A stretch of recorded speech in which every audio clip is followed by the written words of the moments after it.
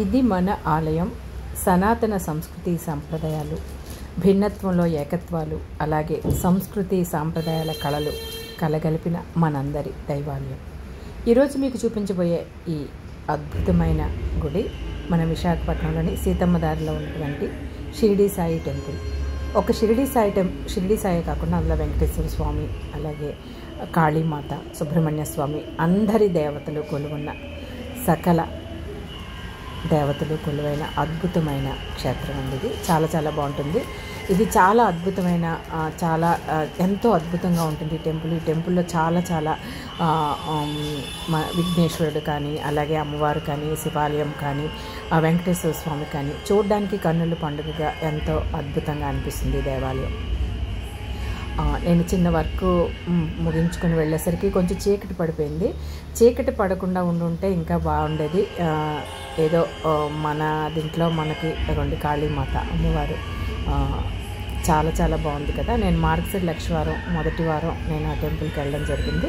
చాలా అద్భుతంగా భక్తుల తాకిడితో లక్షవారం కావడం వల్ల బాబాగారి టెంపుల్లో శ్రీ సచ్చిదానంద సమర్థ సద్గురు సాయినాథ్ మహారాజ్కి జై అంటూ ఆ భక్తులు కోలాహలాల మధ్యన ఎంతో చూడముచ్చటగా, ఎంతో అద్భుతంగా, ఎంతో అంటే ఎంత బాగుంటుందంటే గుడులు అనేవి మనకి పాజిటివ్ వైబ్రేషన్స్ ఇస్తూ ఎంతో ప్రశాంతంగా, సంతోషంగా, ఆనందంగా మనిషి గజిబిజి జీవితంలో వాటన్నిటి నుంచి శారీరక మానసిక ఆనందాన్ని పొందడం కోసం దేవాలయాలకు వెళ్తారు.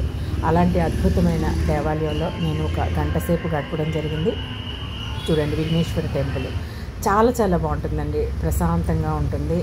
నేను పనంతా ముగించుకుని వెళ్ళేసరికి చీకటి అయిపోవడం వల్ల లైటింగ్స్లో ఆ విద్యుత్ దీపాలంకరణలో కూడా స్వామివారి మెరుపులు ఎంత ఉంటుంది. మార్నింగ్ అంటే ఇంకా బాగుంటుంది కదా. అలా అద్భుతంగా అనిపించింది నాకు టెంపుల్. ఇలా మనకి తెలిసిన కొన్ని దేవాలయాల్ని మనం ప్రజెంట్ చేయడానికి, మనం చూపించడానికి మార్గశిర లక్షవారం ఆల్మోస్ట్గా నేను వెళ్ళి ఒక 5 days 6 days అయిపోతుంది టెంపుల్. ఈ వీడియోని మనం అప్డేట్ చేయడం నాకు అవ్వలేదు. ఈరోజు చూడండి, విఘ్నేశ్వర విగ్రహం చాలా బాగుంటుందండి షిరిడి సాయి టెంపుల్. మీ అందరూ కూడా విశాఖపట్నం వచ్చి ఈ టెంపుల్ విజిట్ చేయండి తప్పకుండా.